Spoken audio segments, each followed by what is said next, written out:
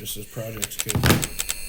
Just the projects kid. Just projects kid. We're just a couple of project kids, just looking to get by with this podcast. So, if you guys can donate, not like, subscribe, donate. Just donate. Holy fuck!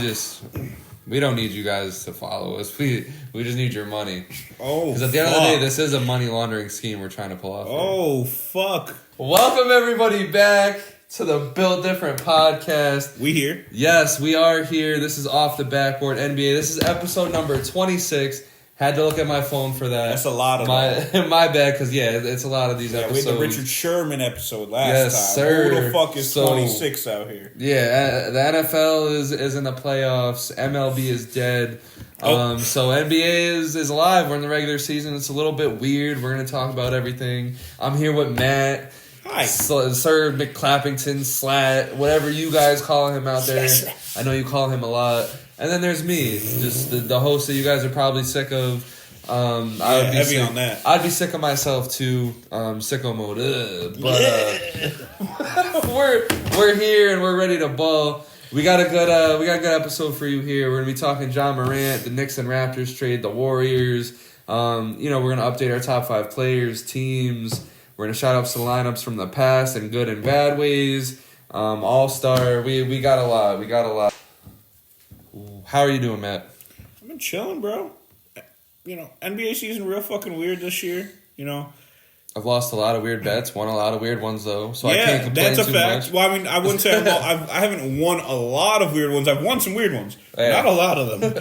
Not a lot for sure. I've been getting smoked this NBA season. So clearly, I don't know what the fuck I'm talking about, but I don't know. There's a little conspiracy, man. For me, man, they're controlling Vegas. Like they're locked in with this bet and shit. They're locked in for sure. For no reason, bro. For no reason. Like, listen, you're a player like who. Oh, okay. This is AIDS. Matt's grandma's calling, so we'll be right back. What's up, Grandma? Hey, sweetie. What's up?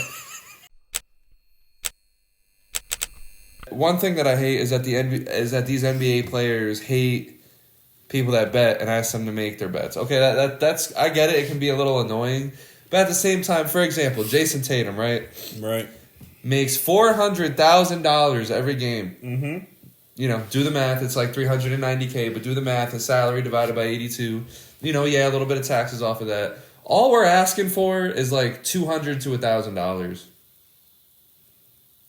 Facts. That's all we're at. And you motherfucker, you make $400,000 a game. Like, you guys can't go and get that extra board or simp out for that extra bucket for us? Even if not, why are you bitching about it regardless? You make $400,000 a game. $400,000 a game. Yeah, but I mean, are we really sitting here saying that these guys are looking at these parlays? No, but I'm looking at their over-unders and shit. I'm mostly saying when they complain that, like, the fans are doing too much or whatever, but it's like, at the same time, let us, man. Right. It's our right. You're making $400,000. We're asking for $400,000. If it wasn't for the fans making the sport so popular, I wouldn't be making this money. So, give us some. You're working on your 7th car, and we're just trying to make our car payment, bro. Come on. All right. What's your hot take? But while we're arguing this, I'm in the middle of making bets as we speak. So not me. I don't learn, so it's okay. Not only do I think that the Thunder are real and here and are out there making moves, but I really don't think anyone can beat them in a 7-game series. They're the only team to me right now that has legit stayed consistent against every type of their competition. Celtics always play down and sometimes get their ass beat for playing down. Bucks are just real up and down this year just because Dame's inconsistencies and then their perimeter defense have been real fucking weak. Nuggets have dealt with a little bit of injuries, but then also Jokic has just been a little bit inconsistent here and there. Minnesota has been inconsistent as of late, but has shown really good all-around defense and offense. But Thunder, man, I don't think they have a weakness. I think they could win it all this year. Really? I think they could win it all this year. So, see, my original hot take, I had to change it because Matt's hot take also has to do with the Thunder. was I was going to say I think people should be taking them more seriously. Yeah. I think the only thing they're not just a young team on the up anymore, bro. They're up. The only thing that's going to stop them is inexperience. Yeah. But at the same time, the guy that's leading them has been in the league for a few years, has also played in the play-in, I believe. Mm-hmm. Oh, also in the first round of the playoffs as well with Chris Paul. Yeah, he wasn't the guy then, but he's got the experience. This team is really, really good. It's really good. Like, they have an MVP leading their team. Like, if he's MVP caliber player. If he's an MVP or not, he's going to be in contention. You want that, so that's their star player. 100%. Around them, they got a tall stretch, Chet. Which is crazy. Gets in there, bro. Even though he's small, he gets in there. Yeah, they got centers that can come off the bench when they need to face a center. Yeah. Not for nothing, Josh Giddey can give you any kind of game. I think once he gets out of this situation, which, whatever, not gonna give my opinion on that anymore. He's a sick fuck, whatever, moving on. Whatever he can give you is good, but like Jalen Williams is a great two-way player. He's a sick fuck. But Jalen Williams is a great fucking phenomenal, great two-way player. Phenomenal. They have everything that's really needed for a championship, and I think the beauty of this team is that they got so much draft picks and they got so much money that they can. There's not one thing they can't do right now. And honestly, so a little bit later we're gonna be talking about what every team needs to win a championship this year, what every team needs to do. Thunder are legit. I feel like they can already do it right now, but I think they can legit make a perfect move to really just send them to the stratosphere, bro. To just put them over. Oh, you got top. the move already figured out and everything? Yeah. Oh, shit. All right. Yeah, so for my hot take, I'm going to go on the other end, and I'm going to say, I thought this before last night when the Bucks whooped their ass really badly and they didn't play their second half players. I think the Celtics are very beatable. Very. And I don't mean very as in like they're going to get cooked by any team that they face. No, but by real comp teams, they're beatable. And it's exactly what I say to you when I say and given it was a back-to-back night for them. Yeah. And Tatum the night before did put up 45. This team's just not screaming championship, bro. As the longer the season goes on, the more they're showing just like flaws. And what sucks is Drew Holiday is having a terrible, terrible season defensively because Celtics almost cannot guard the point guard position. Derek White has been showing Drew Holiday how to be Drew Holiday. Yeah, it's weird as fuck. Derek White is Derek White's been cooking. He's averaging 16 points a game. Yeah, and he's probably arguably the best perimeter defender right now currently, past 2 months. And Drew Holiday's he just doesn't fit right now, and it's weird. I don't know. I don't know. I mean, this team is just not screaming championship to me. I know and like I said, I'm not saying they're gonna go out here and lose in the first round. I don't even know if they lose in the second round, but I can see them getting upset. They run into a hot team that's hot at that moment. 100%. I feel like the right team's going to uppercut them, and then that's going to be it for them. But uppercut is tough. Yeah. Uppercut them? Holy shit. But that's my hot take. I'm just going to go with that. What'd you bet on? What was the bet? 9-leg parlay. Listen to this shit. So I got De'Aaron Fox 20. I got Malik Monk 2 threes. Keegan Murray 2 threes. Trey 20 points with 2 threes. Jokic 20 points.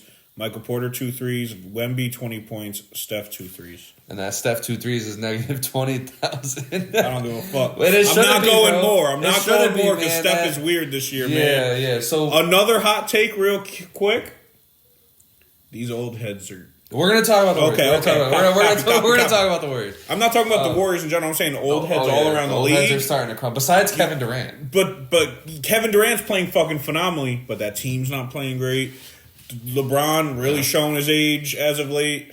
Curry last month really showing his age. We're starting to move on, man. We're starting to move on. They're starting to get really past. And I'm starting to feel really old because these are the guys I grew up with. This is our first episode since. So Ja Morant, actually we haven't even had an episode since he's came back, which is crazy. Yeah. 3 weeks. So all in 3 weeks, Ja Morant comes back, gives Memphis a lot of hope. Already got more wins than the Pistons. Did he get more wins than the Grizzlies did before him? No, anyway, that's a lot of math. Yeah, That's a lot of math. But yeah, so Ja Morant gets hurt, out for the season, torn shoulder. That Sad. sucks. Sad for him. Is he gonna? It sucks because is he gonna be injury prone? This shoulder thing was weird because Yeah. he's never had an upper body injury before. Yeah, It's always been his ankles or something. So this one, I feel was like he not in the gym? They said he was in the gym. No. I think this was just some freak shit. Okay, I think it was just some freak shit. That's fair. That like no one saw coming. I don't think this was something that it wasn't because he wasn't putting in the work or anything like that. I think it was just something that just happened. But it's sad. It's sad, man. It's sad because he was the only hope for the Grizzlies to turn And Marcus around. Smart was starting to play better. Jaren Jackson and Bane they were killing it while they were losing. So Ja Morant being put in I that wouldn't lineup. say Jaren Jackson was killing it. He had his games. Yeah, you're right. It was mostly Son was averaging 21, but on terrible efficiency, and was averaging like 4 rebounds a game as a big man. And I'm just and glad he also wasn't as premier on the defensive end as he was last year. I'm not happy that Ja Morant went through everything that he went through and is currently injured and everything, but I'm glad this finally points out that the Grizzlies need him to win because I was tired of hearing it from so many people that they can win without him. Man. No, I mean, well, he's one of them, but like everybody. Like there was just so many people just because the record was good, and I think that's just situational. Like you go into also they had Tyus Jones as a backup point guard, and given Tyus Jones is not doing I the best Tyus over. Jones. Whoever gets Tyus Jones, if they're in the championship race, wow. Yeah, Tyus Jones, when you have a good team around him, he can be a great fucking point guard. Yeah, Washington is not ideal right now, so he's not playing the best because we got, everyone's trying to make a buck on that team. Everyone's trying to show they're the shit. So it's proving that everyone is not the shit, except for like Kuzma and Bilal. But everyone else. No, I'm playing. I'm just fucking.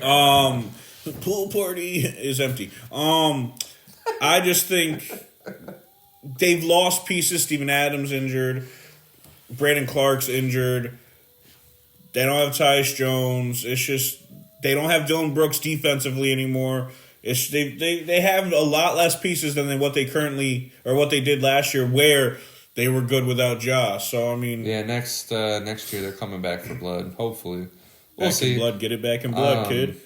Hit the gritty all up on these motherfuckers. Dylan Brooks was right to get on out of there. No. So moving on to the Knicks and the Raptors trade.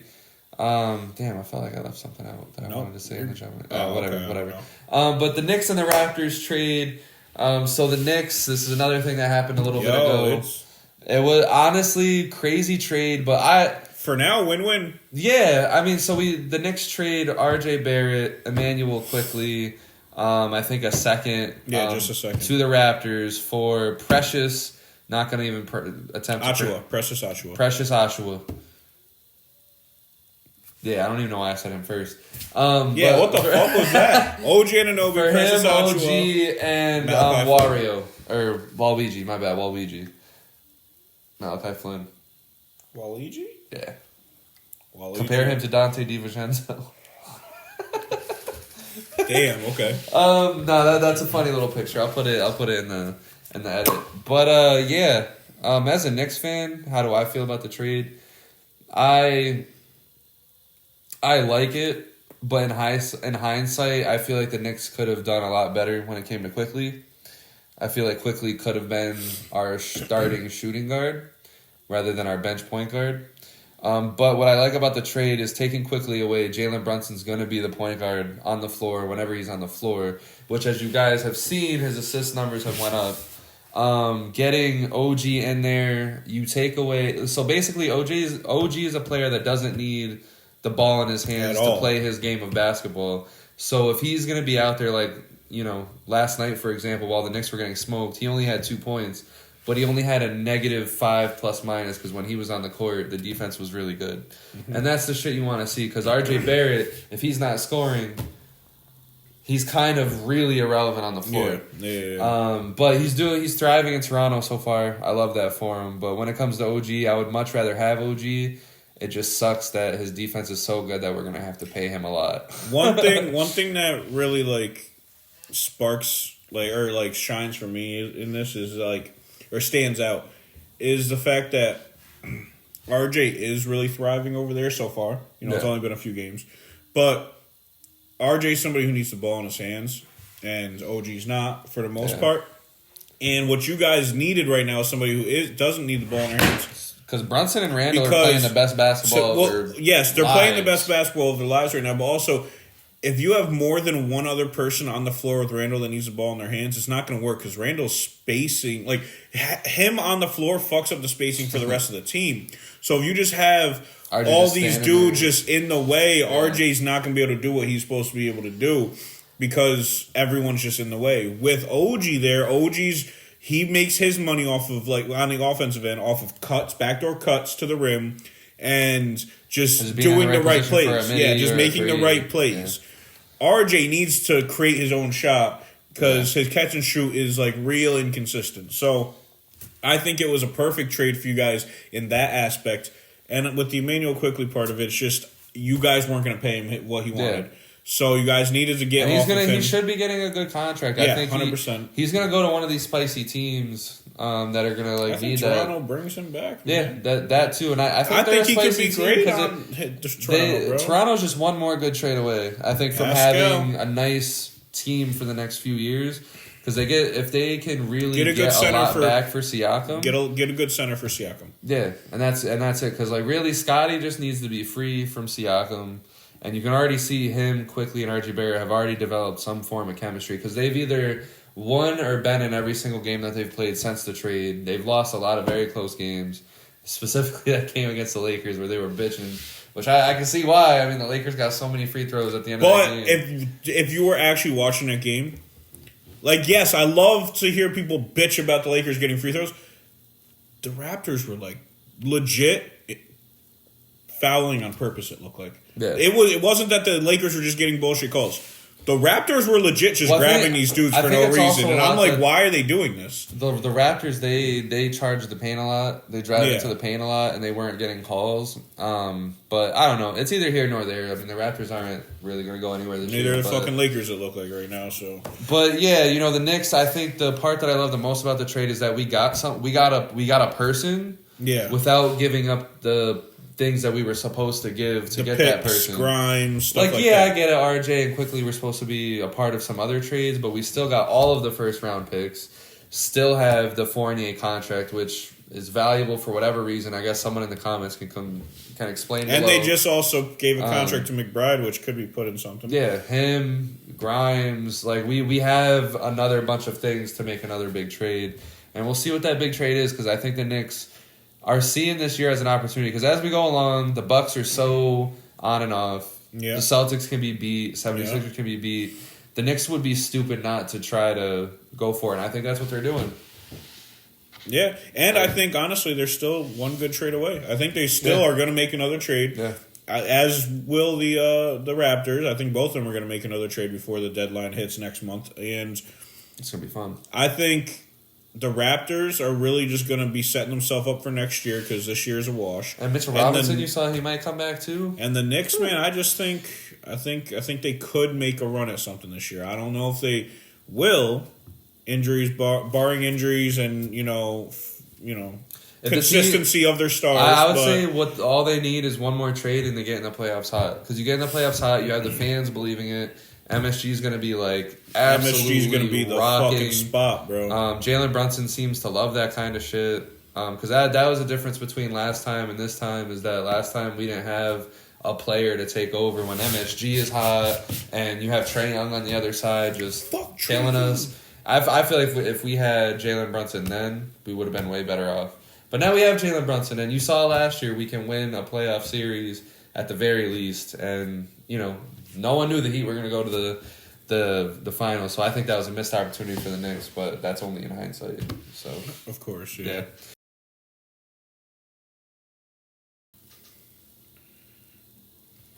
Sorry. That just happened. Oh my God, what's happening?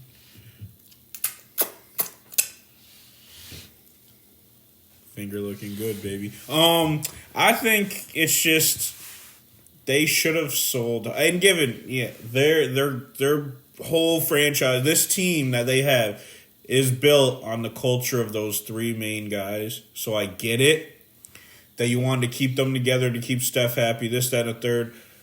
And you guys made a lot of good business decisions because at the end of the day, it is a business early on. But, man, if you wanted to keep your business going, you should have sold early. You should have sold Draymond 2 years ago. Yeah, I would have let Draymond be a free agent. I would have traded Clay in the offseason. Clay last year, I would have, at the offseason because he had a good last year. So I would have traded him. I would have traded Draymond 2 years ago, honestly. Because right now. And I honestly, not for nothing, I would have kept Jordan Poole too. Like, if Draymond was going to be gone. Because, Jordan Poole, you could tell, when the Wizards went back to Golden State, the way he was mingling, because that was when Draymond was suspended. Yeah. The way he was mingling with the Warriors team out there. They love him. He loved being there. I think that's what helped him thrive. Obviously, we're not going to get that again. Unless, for whatever reason, the Wizards just trade him back after Draymond's gone or whatever. But to me, Jordan Poole just needs... Well, we'll get back to the Warriors in a second. Jordan Poole legit needed a Curry-like player to keep the attention off of him so he could thrive. There is nowhere near a Curry-like player in Washington, so I love he's that not Bob thriving. Myers got the fuck out of there. Yeah, he was smart. He jumped ship when he knew it was going to be over. He knew what was coming, man. And Curry, it's funny because the first month he started off hot. Yeah. His shooting splits were through the roof. He was averaging 30. It was a really good start to the season. This past month and a half, man, it's been tough. And I think what's different about these Warriors is that, remember when the Warriors won the championship the year that they did and they were struggling mid-season? Yeah. And they were struggling mid-season. 21, definitely 21. But when they were struggling mid-season during that season, they weren't all in the media. They weren't there weren't all these stories. They just got back to it and won because Draymond was hurt, Steph was hurt, on and off through that season. And then they won the championship. But this year, you could tell they're stressed. You can tell, Steve Kerr is basically, saying, take us out of the conversation for everything. Yeah. Moody. It was 2022. So. Yeah, Moody and Kuminga for, it's crazy that they're just... B-Pod, though. Yeah, they're complaining. B-Pod, though. Draymond, suspended... leveraging that he's going to retire so he can come back. Should have. So you can tell he didn't learn a lesson because, I don't want to hear that he cried and did all. I think he's only saying all that so he could come back. Retiring because it's just too exhausting at this point. You're the one doing it, dickhead. Right. The young guys they're now getting the opportunity, but they're not really showing out as much as you would want. The old guys are fumbling the fucking bag. Low-key, two of the most surprising players on this team should not have been the most surprising players on this fucking team. Dario fucking Saric and Brandon Podziemski, which, I've been talking about him since, to the summer, so I love that little motherfucker. But it's just this team is just not looking good, bro. It's scary. Yeah, and the craziest part is that they can lock in whenever they want. They're that team, but I don't see it this year, man. I don't see them ever locking in at this point. Yeah, Clay, we're how far into the season? He's only had, a couple, actually really good games. Steph's given games that he's never, or hasn't given since he started this run of dominance in the NBA. He said in the last month he had 2 games where he did not hit a 3. Prior to that, it was 5 years against my Lakers where he didn't hit a 3. Then prior to that, it was 5 years that he didn't hit a 3. So it's just 2 this year is crazy. Yeah. So, we'll see what happens. I know we talk about them a lot, but it's crazy. It's actually crazy in real life. They're the most modern dynasty we've ever seen. Yeah, I was going to say, actually seeing a dynasty collapse real time it's nuts. But they have every...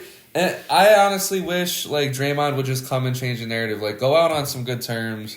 Stop getting suspended. Stop doing dumb shit. Just come out. It's funny. After the championship, he had such a great narrative around him until the punch. He had such a great narrative until the punch with Jordan Poole. Because the I tried to say it. I tried to say it on the pod. Y'all wouldn't let me, but I tried to say it. I feel like that punch affected more than what it should have because the whole locker room vibe was weird after that. Yeah, I just think that. Because the narrative after the championship, because he was injured mid-season, right, and the team started to have that down slope, and all of a sudden he came back, and right before the playoffs, they started bugging, and then in the playoffs they started bugging, and it was whoa, the Draymond effect on this team is really something. And then that, boom, And then it's just been a downslope, man. It's been tough. He's not a good defender no more. He's not good on offense. We know that. So I don't know. They signed him to a full max in the offseason, so that's a little weird. I don't know who takes that contract. Yeah, what they do, a 4-year 120? That's just some shit like that. It was tough. Nuts. But that's what I'm saying. I wish Draymond would just come back, go out on good terms. If you really want to retire at the end of the year, so that the Warriors, you don't have to go through more shit. Like, end this. So the Warriors don't have to keep paying you because end this gracefully, because like this franchise was really something, man. They got it out the mud, and then they got one of the best free agent signings ever. And then he leaves, and you still get it out the mud after he leaves, like that. Yeah, what a fairy tale ending, and then you got like, and now it's all going. It was a fairy tale. Yeah, it was a fairy tale ending after that championship, but then from that summer on, it's just been drama after drama after drama. Yeah. Just end it gracefully, man. Just I think they should try their hardest to make the play-in, make it to the playoffs, lose to whatever seed, and then just fucking. But the thing for me is they want to restart, right? Yeah. Do they find a way out for Steph? I don't think so. Because he would be the only one to give them return for a good restart. Yeah, but at the same time, Clay's not getting you a good return. Draymond's not getting you a good return. There's a reason why they said that he's not available, because I think they're going along with that Steph is going to be a Warrior for his whole life, and I get that. And at this point, I think you just do it. But then you got to start doing the right things. You got to trade Clay now. You got to trade Draymond now. You got to get something around Steph to do something so his last few years in the league aren't just for nothing, bro. Yeah. I don't think it's just for nothing. I think he has to just register a good few final years here, which he will. And he's already all time, in my opinion. He's top 5 all time. You got fucking ignorant motherfuckers like Shaq, who usually won't give people their flowers, saying Steph might be the best player of all time, saying Steph is better than him. So, I just hope for the best. I don't know. I don't think he gets traded though. They could also just do like what the Mavs did or something, and just keep Dirk into his olden years and just be shitty. Get the really good pick one of the next studs, and then have that stud lead the franchise. People are still gonna show up to watch Steph play. Yeah, 100%. No matter what. Who are your top 5 players right now? Number 1, I got Luka fucking Doncic. Okay. Because the too much inconsistencies have been going on with Jokic. That's true. Embiid's been a little bit injured, and given Luka's out right now as well. Right. But Embiid, he had a little bit of inconsistency too. Giannis, you could still say Giannis because, Giannis been bugging the fuck out, holding up that team. But I got Giannis at number 2 just because I feel like Luka's just been that fucking guy. He's been keeping that team afloat, especially when Kyrie was out. Giannis, I got number 2 because he's doing the exact same thing Luka's doing, keeping that team afloat while Dame's been up and down. Then I got Jokic. Okay. Just because... Yeah, he's in a slump right now, but reputation is going to precede his little slump, in my opinion. He's just a fucking dog. He'll get his shit together. I got Embiid. Same thing. Former MVP, or reigning MVP, leading MVP voting right now. Only got 7 games left of injuries to where he can still be eligible for that shit. But I got Embiid just because he's been balling the fuck out this year. And then I got Shea, the person who I think could get that MVP. Not at number 5? I got Shea at 5. All right. I got Shea at 5. All right, so mine's going to be a hot take. So, top 5 players. Number 1, I'm going Shea. At 1. At number 1, bro. At number 1. The reason why is because when we get to the team, bro, the Thunder are tied for first in the West, right? Yeah. No one even. We knew they'd be good, but I don't think anyone would have expected them to legitimately be the best in the West. And it's legitimate, bro. They've beaten so many good teams. And one of the big reasons they've beaten so many teams is, yes, are they good as a team? Sure. Do they got a good system going? Sure. But Shea is averaging like 30 points a game, I'm sure, right? 31. Absolutely dominating. There's like literally almost nobody that can stop him. Because even when you do like come close to stopping him or he is cold, he finds a way to be impactful. For example, the Nuggets game. Yeah. They had him shut down for most of the game. He comes out later in the fourth quarter, makes the game winner, still scores 27. Still good.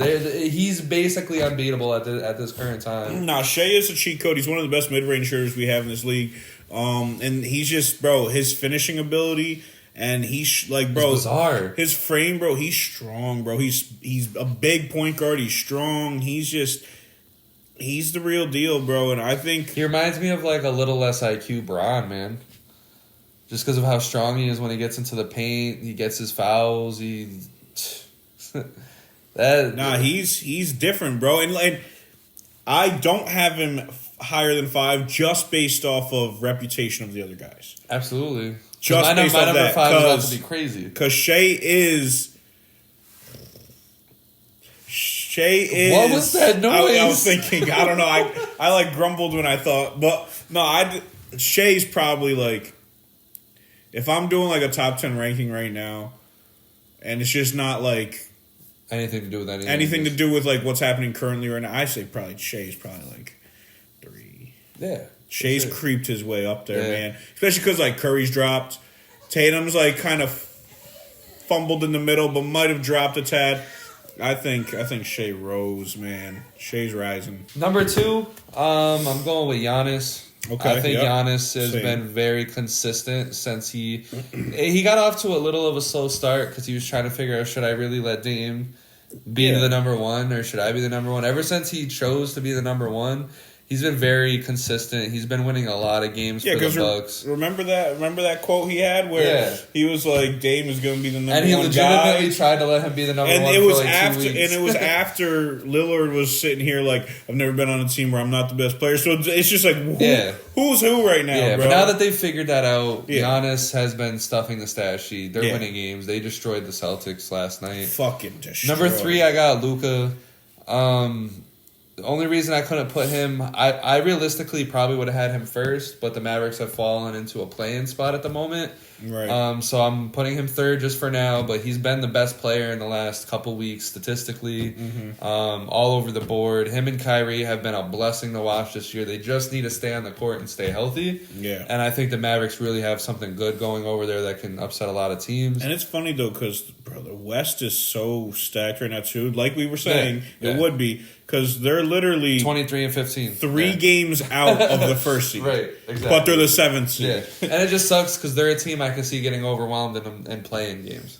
I think they need to get to a series where Luka can as we've seen before, over the stretch of time, assert his dominance and be unstoppable. But number 4 is Jokic. I can't leave him off. I mean, he's had a rough stretch as of late.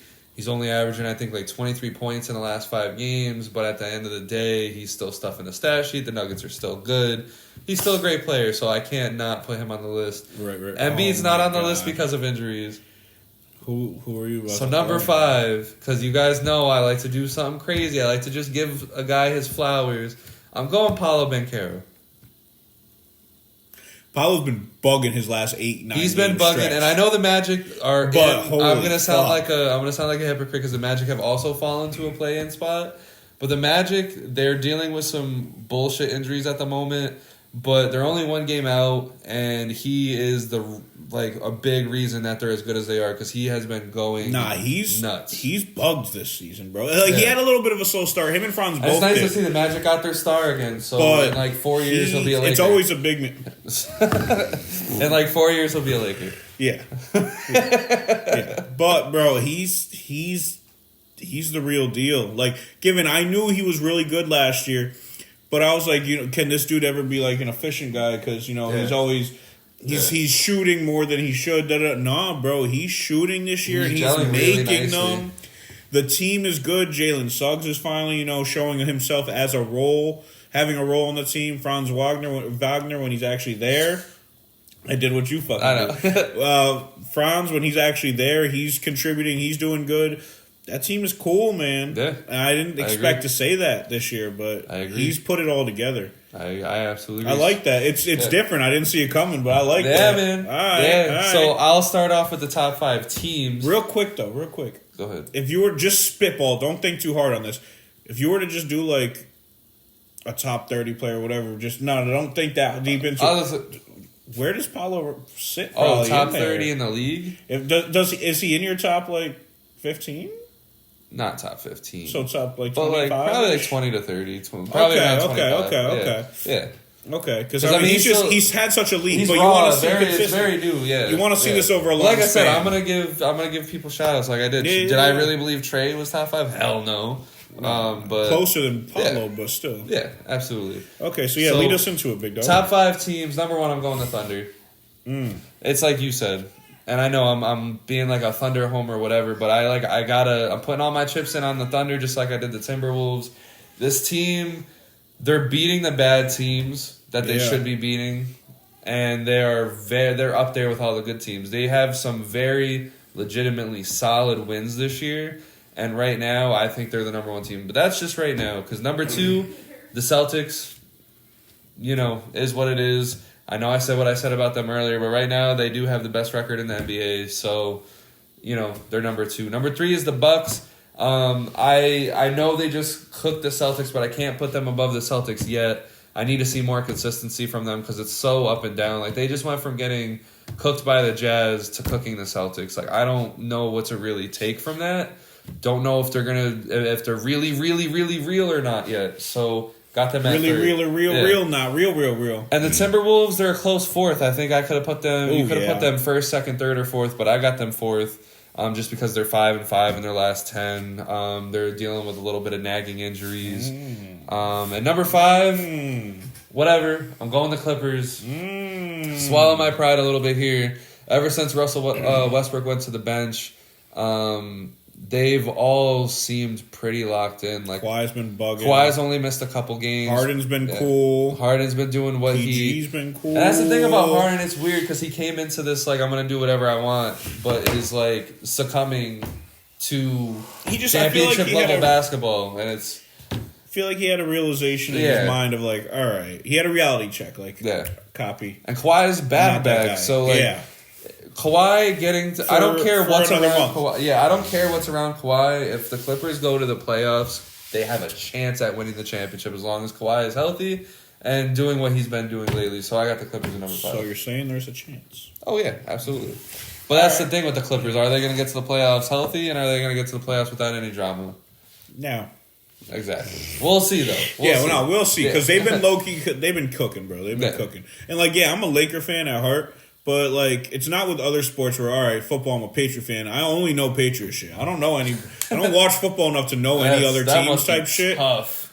Basketball, I'm a basketball fan. Yeah, my favorite team's the Lakers, but, bro, I appreciate all teams. I appreciate all that shit. So, I fuck with the Clippers, bro. They're cool. They're cool this year. But we've been saying that for 4 years, and they just kept fumbling. So more like 8, man. It's been a... More like since Chris Paul. The Lob City Clippers, which I will get into them in a bit. But, shit! Okay. But so my my top 5 teams, I also have Thunder. Like I said earlier, Thunder, man, I think they could really just win it all this year, and I don't see a team stopping them in a 7-game series. So I got them number 1. Like he was saying, they're tied in the West for number 1. It's funny in real time they put on a masterclass on how to tank and do it properly. Yeah, and not even just tank, because they never really tanked, bro. Yeah. Because even when they were getting all these picks, this and a third, they were still at Chris Paul. And they were getting really They were still good getting to the playoffs or what. just missing the playoffs. They had Westbrook and Paul George before that. They were, first-round exits, but they were doing good. So they never really tanked, bro. They had maybe 2 bad years. To sit here for a franchise and say that they didn't win a championship when they had prime Kevin Durant and prime Russell Westbrook... And then also you can go further than that, prime Ibaka, prime whoever the fuck else, all the defenders that they had.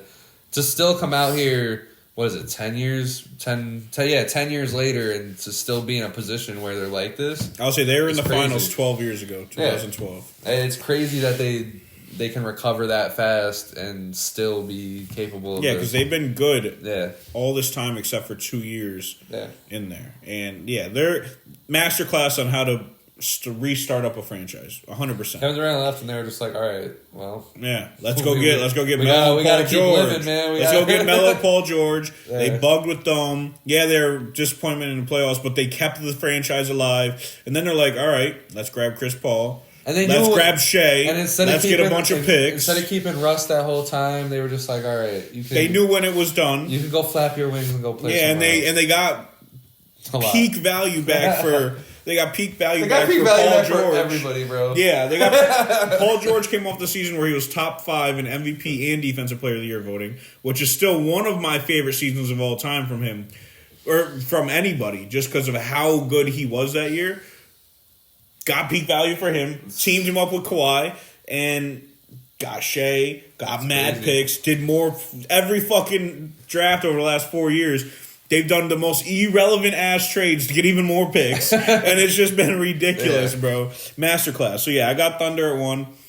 This might be a little recency bias. I got Bucks at 2. That's fair. That's fair. They just fucking mollywopped them. They were up 30 in the second quarter. That shouldn't be a thing. Celtics starters didn't even come back out. Yeah, they played 18 minutes total. Yeah. It was crazy. I got Bucks over them just because I feel like I just trust them more than the Celtics. Yeah, the Celtics have the best record in the league. They usually do. So it is what it is. But I feel like I trust Giannis's consistency more than I trust Tatum's consistency. And that's just really what it comes down to. Sadly, he's going to have a lot of pressure this offseason. Or this postseason playoffs. He's going to have pressure. Yeah. Oh, yeah. For a while, I feel like. But I'd still do a Celtics third just because they're the Celtics' best record in the league. Star power. Probably got the best 5-man lineup out there when it's clicking, but it has to be clicking. I also have Minnesota, the team that to start the year I was very fucking low on. Didn't even have them making the playoffs this year. I had them making a late play-in, honestly. I think 10th seed, 9th seed, but hey, proving me wrong. Ant is the dog that I always thought he would, but Cat stepped up, Gobert stepped up, Naz Reid has stepped up, McDaniels has stepped up. It's a beautiful showing from them. And then I got Nuggets as 5. Which is fair. Just because... I was tied between the Nuggets and the Clippers. Yeah, Jokic just came off the championship. Jokic, 2-time MVP. They got the role players. Aaron Gordon's been good this year. Murray's been in and out, but he's been good when he's there. Michael Porter Jr. is in there. He's been good. They got good role players. I just, I like them. Clippers, though. Shout out Clippers. They're fun. Yeah, shout out Clippers, I guess. Slight now.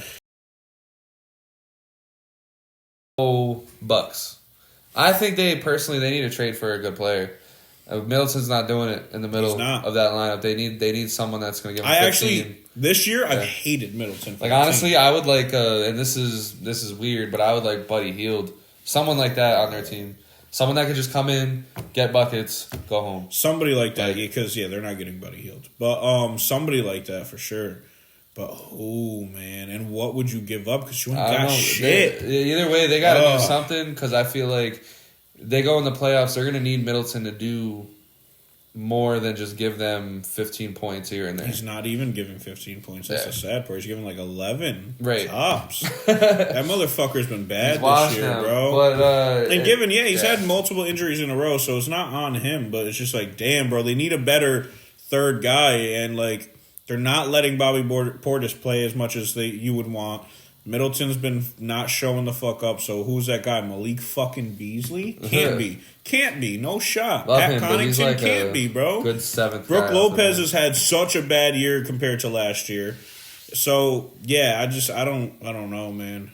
I agree, but I just don't know what the package would be or anything like that. But I 100% agree. They need that guy to come out there, hit shots for them when they need it. 100%. 76ers.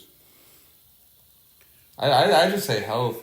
I mean, they could get greedy and get another piece, but I think if they're healthy, they got that piece through Oubre. Like, Oubre is a very consistent guy. They got Middleton. Tobias has been doing really good lately. Maxey is doing great. A little tired as of late, you could tell. Embiid's a little hurt, but I think they just need to get in there healthy, man. Yeah, and that's always been the thing for the Sixers, just stay healthy, and I think that's just really what it comes down to. Because, like I was saying at this point like a month ago or some shit, I could see the Sixers really showing out and going for it and getting to the finals if everything works out perfectly. Right. But will it work out perfectly? I don't know. The process wasn't, really perfect. It was murky. Hey, nothing's perfect out here. The Pacers. I think nothing. I don't think they're not going to get to the finals. I think they shouldn't get desperate and trade a whole bunch of things. I think you're still... You trade Buddy Hield and Miles Turner if you get the piece that's going to long-term help this team. Yeah, if somebody offers you something crazy for them. Don't do anything short-term. No. I would start building this team around Tyrese. Make this team it's still so... Tyrese is still so young and like new to being a superstar to where you should not be, like you said, desperate at all. Yeah. This year is your first jump up year to being a really good team. Yeah. So I think you stay pat, stay put, be good where you are, and just keep improving for the future. Don't. Hell no. What about the Cavs? Fuck. I say a top bench piece. I mean, I get Karis LeVert gives you a good game every 4 games or whatever. But I don't know, because I don't want to sit here and say they can't, because they play good basketball. They play good basketball. They got their star. Right, they got the good role players around real quick. Let's change this to not what they should do to make it to the finals. What should their next moves be? Let's just change it to that. Because I think they get Mitchell for the high. They give out Mitchell for the highest value. He's at his peak value. He said he's not coming back. He's got a year and a half left on his contract. Get him for peak value right now. That's fair. Get him out of there for peak value. Get rid of Jared Allen, just because when Mobley comes back, he needs to be the center, not the power forward. I agree. Get peak value for your guys. I think Jared Allen has been good, so get him at peak value. And Garland was so good before Mitchell. I'm not saying he's not good. Like, he's actually putting up, good numbers and good clips, but he's not taking over. Because right now you're only 7 games above 500. You get rid of Donovan Mitchell, you get rid of Jared Allen, you have nobody now. Right. Because Garland and Evan Mobley are down right now. So you fucking fumble this year, take an L on it, get peak value back, let them get into a system on the team, and just start over for next year. Because I think that's best for future. I think that's best for future. Do I think if they really, really try to make a run at it, they could do something? Maybe. If Mitchell wants to be in New York that bad, send him to the Nets and get Bridges plus some other pieces. That's not bad. Bad. Get Bridges, Ben Simmons, and some firsts. Bridges, Cam Thomas, and some firsts. Yeah. Absolutely. So the Knicks, I think realistically, I wanted a big man, but if Mitchell Robinson's going to come back, I think it's health. Yeah, I think that team currently constructed right now, pretty fucking solid. Do I think with the team they have currently right now, they win it all? I've seen weirder things happen, so I wouldn't be like crazy to think. It's a wait and see. Like if Mitchell Robinson comes back and is actually like but when is this time span supposed to be? Well, but that's the thing I'm nervous about Mitchell Robinson is that they said he was out for the season. Yeah, and now all of a sudden they're saying he has a chance to come back, which means, AKA, they're gonna probably rush him back so that we have. Yeah, but to me, it's you only have 1 month, less than a month now before the trade deadline. He's not coming back before the trade deadline. That would be absurd. Yeah. So. Are you banking on him coming back a week or two before the fucking playoffs and being good? Which is no. So I think if they're gonna make a trade, it needs to be right the fuck now. But who are they trading for? Yeah, there's not like with Embiid. Go get DeAndre Ayton. No, Embiid's doing good on his team, and Cat is doing good on his team. Those, I guess, are the only 2 people I guess would make sense for the Knicks, because that's where we need to be filled, is that center. Because I don't think you need any more scoring. Yeah. And I don't really want Cat. No. And obviously, people would be dumb if they said they didn't want Embiid, but I don't think it's realistic. So I'm fine with letting this ride. See if Robinson comes back. If he does, then I think we got a real chance. If not, Knicks can grind it out. You know what I low-key think? And this trade would never happen because these 2 teams wouldn't trade with each other low-key just because the bad blood there now. I think you guys like a Clint Capella type player just to fill in for Mitch Robinson, and he wouldn't be expensive, bro. He wouldn't be expensive. He's the only one outside of the only big man outside of the Yeah, and Atlanta's doing bad right now. They're 6 games under 500. They want to trade DeJounte, and they want to trade DeJounte to the Lakers, hopefully. But I think low key. I think low key because they have an Echo Komu who they want to play because when he good. plays, he's good. Yeah. So yeah, give Clint Capella up for like some bullshit because the fucking the Knicks have pieces to just give out, and also it's just he's not gonna be that expensive, bro. Yeah. He's Clint Capella. Like, he's getting older. He's one-dimensional, but he will help that Knicks team, and I think that would be good for him. So that's the move I would see. I say rebuild. I don't... Like, the only reason I say that is just because, like... They've had a lot of injuries this year, man. I feel like they've had their best shot at sneaking a finals. Yeah. Which was in the bubble and last year. Which no one saw coming. Like, I think those were the best chances for them to actually get a sneaky... championship. I don't think it's happening this year. You know what's funny? And you can get so much value out of, I think, Hero and Bam. See, so no. So Hero and Bam are still decently young. Yeah. I think you get rid of Butler and just whatever you get from him, you can probably get a couple good pieces back from him. Build that with your current roster. I think Butler's like gonna retire in Miami. So that's why I say rebuild, because it's like, this is what your team's going to be for the next several years. If you go this way, it's going to be Butler, Bam, Hero. Hero plays half the games of the year. Butler is very hot and cold, right?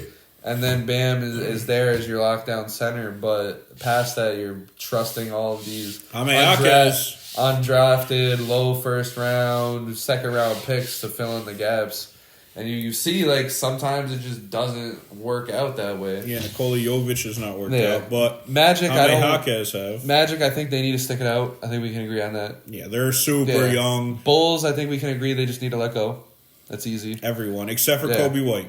Yeah, exactly. Kobe White's been showing the fuck out ever since Zach LaVine went down. The Nets, they're weird, but they're not going to the finals, so... No, I didn't think they were going to be a playoff team this year. So yeah, I'm wrong so far on that. The Hawks, but it's all right. I've been wrong on things too. So. The Hawks, I think if they're going to keep this team and not break it apart, I think they need to get a very solid middle guy. To me, for this team, it's been so weird because like you got 4 players that have been playing really solid on that team. Then no one else has. Trae Young has been showing the fuck out. DeJounte Murray's been good. Jalen Johnson has shown the fuck out this year. Breakout, because his first 2 years he wasn't really doing much. Yeah.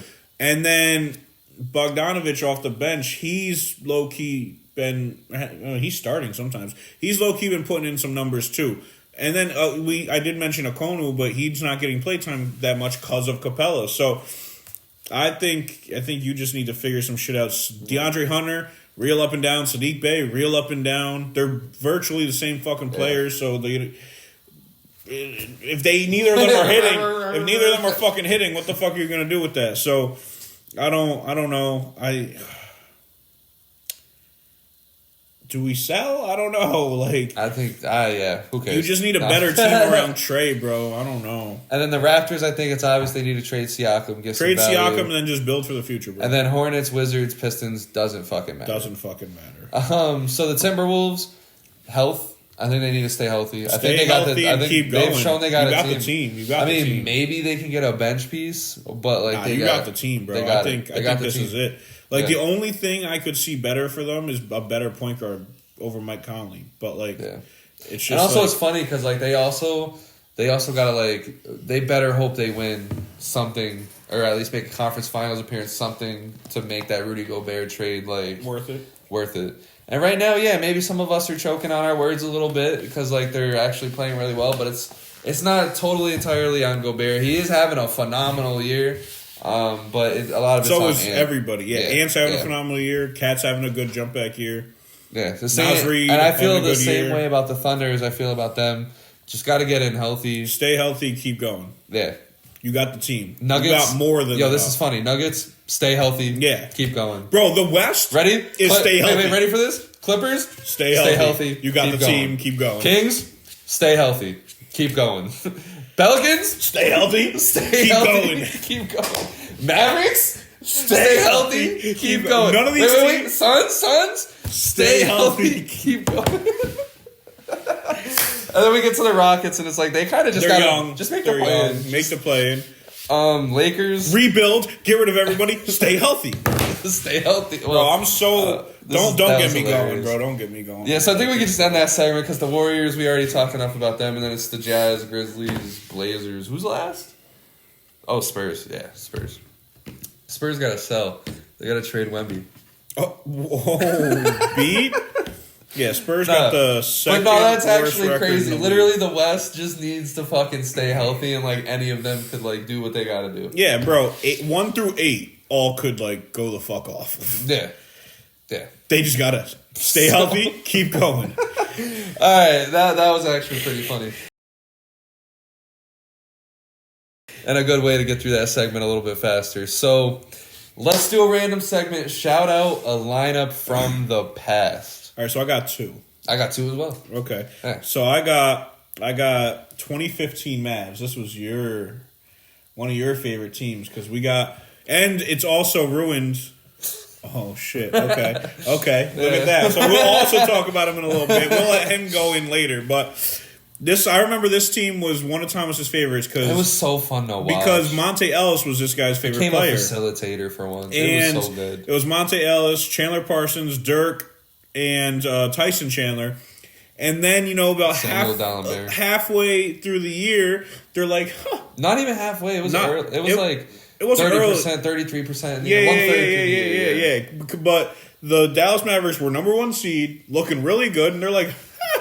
That's crazy. Monte Ellis is gonna get a lot of mentions in this episode because my first shout out is the Milwaukee Bucks team, and I only want to shout it out because I meant to. And I don't know if it's for good or for bad, but this lineup was so weird. I don't know why they thought it would work, but it got them to the 8th seed, and they got smoked by LeBron. But Brandon Jennings, Monte Ellis, J.J. Redick, Ersan Ilyasova, and Larry Sanders. By the way, I miss Larry Sanders. He was a player I thought was going to be like one of the next biggest things. Never panned out. But that lineup, I just loved watching the stupidness. It was just 3 little guys just running around shooting threes. That's a fact. No direction whatsoever. They were just like, fucking send it. The Bucks, I don't know why they traded Bogut for Monte, but it worked for the Warriors. So, yeah, wow, we just shouted Monte Ellis twice. And he's going to get another one in a little bit. Yeah, and I hate that he's out the league so fast because I felt like he would have been... He had a good, decent... Yeah, but he was out at 33. Yeah, he could have been cool during this time of the NBA. This time, no. Yeah. No, he's too old. Now he would have been too old, but like, he was old. Ago. He was old on the Pacers. He was old. Yeah. What's your next shout out? So I got the 2018 Pels. Oh yeah. Can't have a segment without mentioning that. Rondo, Drew Holiday, Nikola Mirotic, AD, and Boogie, bro. It's a team that... They did damage with Boogie going down. Imagine they still made it to the second round, but ran into the fucking Warriors. So and what could have been, because, the Warriors are the Warriors, but if you had DeMarcus Cousins, the Warriors can't guard the inside. Yeah, we've talked about this multiple times. Anthony Davis and DeMarcus Cousins getting passed to from Rondo, with just Drew Holiday just randomly there, and Mirotic randomly on the three. Drew Holiday on Curry as well. I don't know, man. Like, that would have been a hard team for the Warriors specifically to beat. It's one of those things that I still go back into 2K every couple years and rebuild and be like, oof. Yeah, man, because they win the team does championship a damage. This team does damage. Yeah. So my second shout out is the Raptors from, I believe this is 2013-14, but Kyle Lowry, DeMar DeRozan, and I don't like Lowry, but DeMar DeRozan, Rudy Gay, war hero Andrea Bargnani, and Amir Johnson. Real quick, what a slight. We're just naming the team, and he's Kyle Lowry. Real quick, I don't like Kyle Lowry. What a slight. Holy shit. You don't gotta like every player on this lineup. Holy shit. But I love this lineup because it wasn't a winning lineup, but it was like DeRozan and Rudy Gay were just so fun to watch. Bargnani just ran. He was hurt this year decently through a lot of the year. But just seeing them be able to charge the paint the way they did, pass out to Bargnani. Lowry was faster in this time, so he was slinging the ball to them. They were not playing any defense whatsoever, but it was good. And then on the bench you had Landry Fields, fucking Landry Fields, Terrence Ross, JV, Valanciunas, and Sebastian Telfair. We love Sebastian Telfair on this podcast. Do we? Right, Matt? Do we? Right, Matt? We don't. Right, Matt? We don't. Psych, nah. But I just love to mention that my two teams are point guarded by Rondo. Guess I love Rondo out here. These two teams were just my go-tos and 2Ks during those times. But yeah. So who's your all-star starting five East West? We can skip this if you're not prepped. No, I am. Oh, he is prepped. But I just feel like I want to change LeBron out, man. Wait, hold on. So you... All right, so we actually have the same. We have the same East. So in the East, we got Tyrese Halliburton, Donovan Mitchell, Jason Tatum, Giannis, and Embiid. I think that's very fair. I feel like you can't go wrong with that starting five at all. I think it's fair. But I don't have it in front of me. Maybe Trae Young could slide in there. Maybe I don't know. That's the five. That's consensus. And then we have actually very different for the West. Yeah. So you do your West first. All right. So I got Luka and Shea. I think you got Luka and Shea as well. They should lock down that. I'm sorry, Steph. Steph's popular, so he might get that. Steph's leading it. But yeah, I think it should be Luka and Shea. But Kawhi as small forward. I know that might be a little controversial because I think AD is having a better year. He's who I took out AD and I have Kawhi in. I'll take out LeBron and have Kawhi. So Kawhi is just seeing him do good again on both ends of the ball, be healthy, want to play every game of the year. It's huge, and you see it through the Clippers record. Kevin Durant just having a good year, man. I get the Suns are doing bad, but he's just been solid, and he's been really healthy through a lot of the year so far. I'm gonna knock on wood. Hope that's wood. I think it is. And then Jokic at center, of course. Because I feel like the three locks have to be Shea, Luka, and Jokic. Yeah. And the forward spots, have at it, bro. But who do you have over there? I'm a homer, bro. I'm a homer. I have LeBron and AD. But AD, I get it. I get AD. But I feel like AD should still be there. I think LeBron's automatically going to be there. He's going to be the top vote LeBron getter. is the top vote getter. LeBron and Giannis are the two top vote getters right now. But I personally would probably have KD there. Because lately LeBron's been pissing me the fuck off. Oh, yeah. I think he's pissing a lot of people off. Pissing me the fuck off. He can't even hit a 15-plus prop sometimes. Pissing me the fuck off. I don't want to talk about it. Yeah, so those are who we have as All-Star. Let us know in the comments if you absolutely disagree. We'll see. I think a lot of people are... Knowing you guys, you will. Yeah, you guys disagree with a lot of shit. But, all right, so what's your ranking? All right, so my ranking is the top... just give me... I would say top five, but let's just do most disappointing teams. Okay. Of I'll let you go first. Because I have three for sure, and then I'm going to steal two from Matt. All right, so I got, of course, 2013 Lakers. Oh, yeah. Kobe, Gasol, Meta, Dwight, Nash. Grocery bags. Can you believe grocery bags defeated the Lakers? Steve Nash is back. Then the whole lineup played like a total of 8 games total together that season. Kobe was out a lot. Dwight was out a lot. Powell was like the only one who stayed healthy most of the year. Nash broke his back on grocery bags. Meta was out. And then we get Kobe comes back, wills us to the 8th seed. And then Achilles. So, yeah. Yeah, 2013. Man. Yeah. 2013 Lakers. I got the whole run of the Lob City Clippers. They should have done something. Every year. That's crazy. Every year that they came into the league, and the year was about to start, we were like, that's our favorite. And until the Warriors showed up and started being the Warriors. Every year we'd be like, Clippers going to do it this year probably, right? Yeah. And then never did nothing, man. And they had Jamal Crawford. They had J.J. Redick, Paul Pierce. They have, of course, had Chris Paul, Blake Griffin, DeAndre Jordan. Bro, it just never works the fuck out. I got the most recent iteration of the Nets. Yeah. Kyrie, James Harden, KD. Yeah, I got the most recent iteration of them. Blake Griffin, LaMarcus Aldridge. Blake Griffin. They had everybody on the team that year too. Didn't between them and the Lakers. They all thought they were fucking onto something. Between them and the Lakers, didn't they have almost the whole 2015 All-Star team except for Chris Paul? Something like that, bro.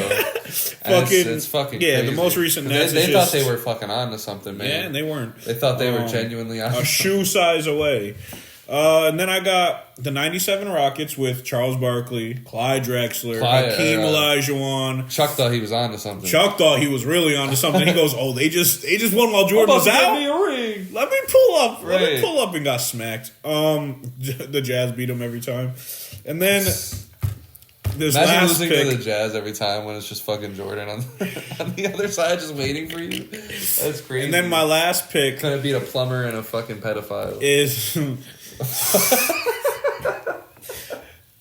who's a plumber on that team? John He's Stockton. the I plumber? don't fucking astronaut.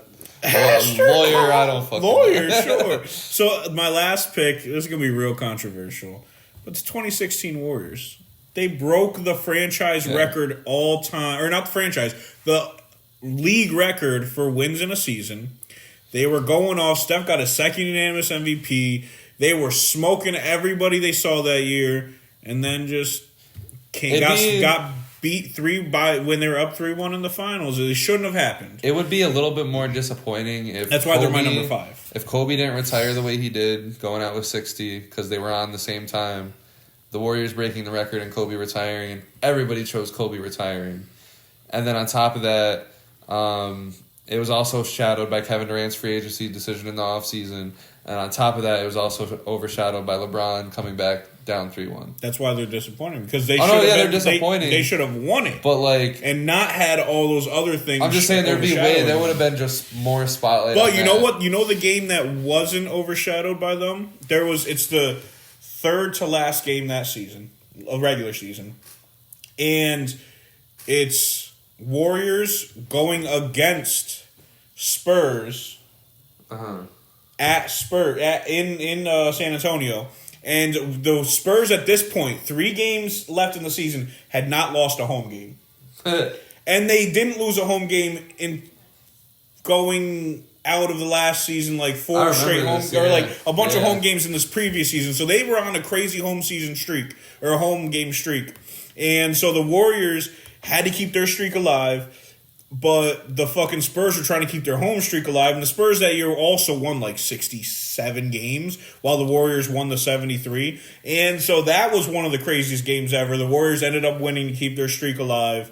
The Spurs go down. That game was crazy, nationalized, televised, shit like that. But yeah, the last game that broke the record wasn't as much because Kobe Bean. It is what it is. But yeah, those are my 5. What's yours? What do you got? So I'm gonna go ahead and I can't take the Lob City Clippers because the Clippers are a part of my list. So I'm gonna take the Warriors and your 2013 Lakers. I think 2013 Lakers should be on everybody's list. It has to be, because it started off with the Chris Paul non-trade, and then just spiraled way out of control to the sad Achilles tear of Kobe. Everything, it was bad. 2016 Warriors. I mean, when you have the best record in the league, you got to finish that off. And it was just disappointing. It was so disappointing that they went and got Kevin Durant. My third here is the Clippers. And I guess this Clippers? This Clippers. The only reason I didn't want to put them in is because they're still going. I forgot that there was literally no break in time from the Chris Paul Clippers to there was like maybe a year, 2 years, a year and a half. But they were still all right. You know what I mean? It was a year and a half. Yeah, because they had that year they had Tobias Harris, Gallinari, and Shea. And they're still, and Lou Will and Montrezl Harrell. They're still all just doing good. Yeah. so I give them, but the years that specifically in the bubble, and the year that they made it to the play-in and got boomed with 2 chances to make the playoffs. Yeah, those 2 were their best chances. I get Kawhi was hurt during the year that they missed their 2 chances, but the bubble especially when they, in my opinion, had the best team in the bubble. And they didn't even make it to the Battle of LA. The Battle of LA would have been in the bubble. That we were all looking forward to, man. And that just didn't happen. They got squashed. Okay, that's good. That's cool. Now these last 2 are just personal. They're personal. So one of them is the Knicks with the D Rose first tenure. First time. The reason why the jersey is because I get Derek Wash was Wash, but I bought in. Derek Wash was Wash. Oh, Derek Rose was Wash. Derek Wash. But I bought in, man. I got his jersey. He was good that year too, bro. Not wasn't really, that he man. was? No, he wasn't bad, bro. Not really. I encourage you to. He was good for that version of D Rose. This guy would literally choose not to show up to practice and then not choose to show up to a game. You remember that? Yeah. This dude he made a literally statement about it and everything. Just didn't go to a game one time. Basic stats, though, he had a good season. Eh. No, he did.